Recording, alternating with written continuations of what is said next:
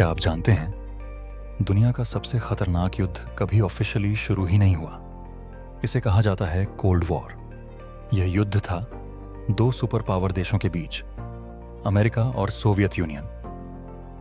द्वितीय विश्व युद्ध के बाद ये दोनों देश दुनिया के सबसे ताकतवर बन गए, लेकिन इनके विचार बिल्कुल अलग थे।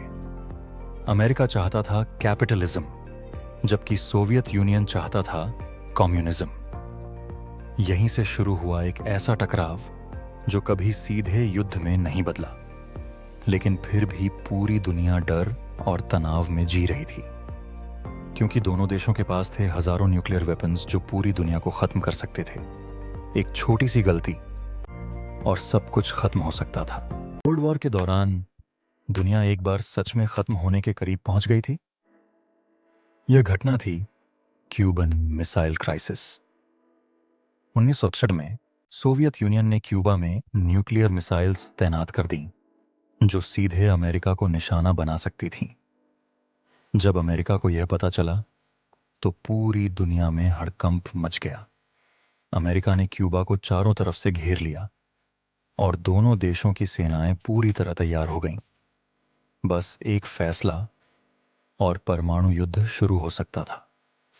दुनिया के लोग डर में जी रहे थे, क्योंकि यह युद्ध पूरी मानवता को खत्म कर सकता था। लेकिन आखिरी वक्त पर दोनों देशों ने पीछे हटने का फैसला किया और दुनिया एक बड़े विनाश से बच गई। कोल्ड वॉर के दौरान सबसे खतरनाक हथियार बंदूक नहीं, बल्कि जासूस थे। इस समय अमेरिका और सोवियत यूनियन एक दूसरे की हर चाल जानना चाहते थे। अमेरिका की एजेंसी थी CIA और सोवियत यूनियन की थी KGB। दोनों देशों ने दुनिया भर में अपने जासूस फैला दिए थे, जो सीक्रेट जानकारी चुराते थे और दुश्मन की प्लान्स को जानने की कोशिश करते थे। कई बार ये जासूस दूसरे देश में आम इंसान बनकर रहते थे और सालों तक अपनी पहचान छुपाकर काम करते थे। अगर कोई पकड़ा जाता तो उसे सख्त सजा दी जाती थी। यह एक ऐसा युद्ध था जहां हर कोई शक के दायरे में था और सच और झूठ के बीच फर्क करना मुश्किल हो गया था। कोल्ड वॉर में अमेरिका और सोवियत यूनियन सीधे नहीं लड़े, बल्कि उन्होंने दूसरे देशों में युद्ध लड़ा। इसे कहा जाता है प्रॉक्सी वॉर।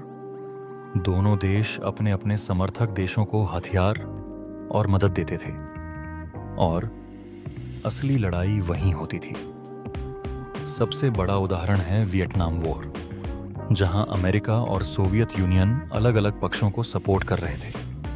इसी तरह कोरिया वॉर में भी दोनों ताकतें आमने सामने थीं, लेकिन सीधे नहीं। इन युद्धों में लाखों लोगों की जान गई और कई देश बर्बाद हो गए।